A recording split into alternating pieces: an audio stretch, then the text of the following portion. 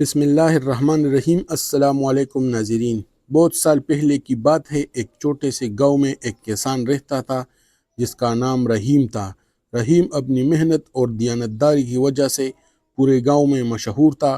وہ اپنے کھیت میں دن رات محنت کرتا تھا اور اپنی فصلیں اگاتا تھا۔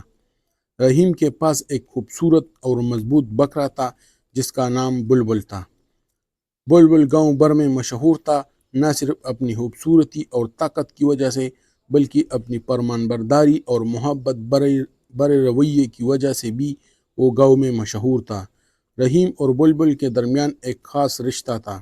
رحیم بلبل کا بہت خیال رکھتا تھا، اسے بہترین چارہ کھلاتا تھا، صاف ستھرا رکھتا تھا اور اس سے باتیں کرتا تھا۔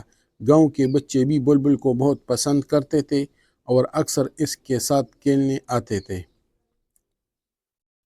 بلبل بھی بچوں کے ساتھ محبت سے پیش آتا تھا۔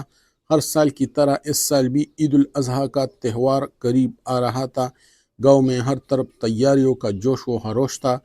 رحیم نے بھی فیصلہ کیا کہ اس بار وہ بلبل کو قربان کرے گا۔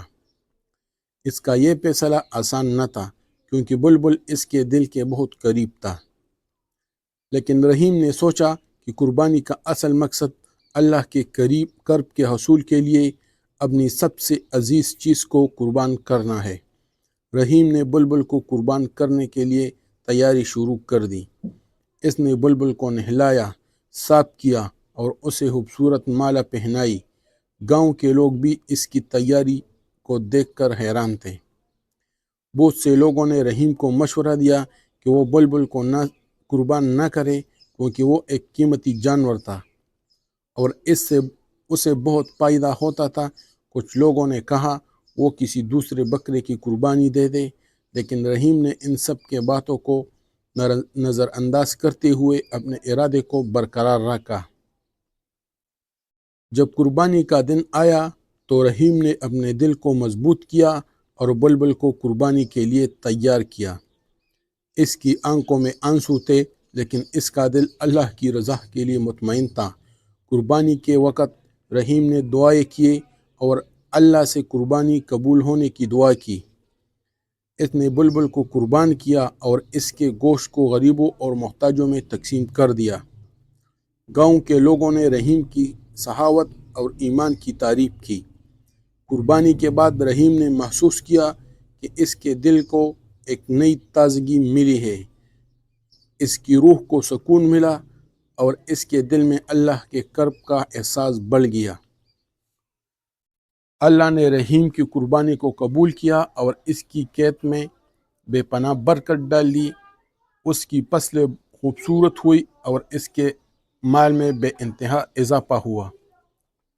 بلبل کی قربانی نے رحیم کے دل کو مطمئن کر دیا اور اس کے روح کو ایک نئی تازگی بخش دی۔ گاؤں کے لوگ بھی اس قربانی سے سبق سیکھے اور اس کے بعد سے ہر سال عید الاضحیٰ پر وہ بھی اسی جذبے کے ساتھ قربانی کرتے تھے۔ رحیم کی قربانی نے گاؤں کے لوگوں کو یہ سبق دیا کہ قربانی کا اصل مطلب صرف جانور کی قربانی دینا نہیں، بلکہ اپنی عزیز ترین چیز کو اللہ کی راہ میں قربان کر دینا ہے۔ اس سے نہ صرف ہمارا ایمان مضبوط ہوتا ہے بلکہ ہمارے اعمال میں بھی برکت آتی ہے۔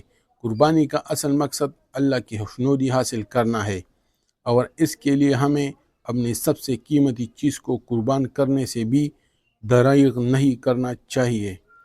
ہمیں یہ سبق ملتا ہے کہ قربانی کا اصل مقصد اپنی عزیز ترین چیز کو اللہ کی راہ میں قربان دینا ہے۔ یہ عمل نہ صرف ہمارے ایمان کو مضبوط کرتا ہے بلکہ ہمارے اعمال میں بھی برکت لاتا ہے۔ قربانی کا اصل مقصد اللہ کی خوشنودی حاصل کرنا ہے اور اس کے لیے ہمیں اپنی سب سے قیمتی چیز کو قربان کرنے سے بھی دریغ نہیں کرنا چاہیے۔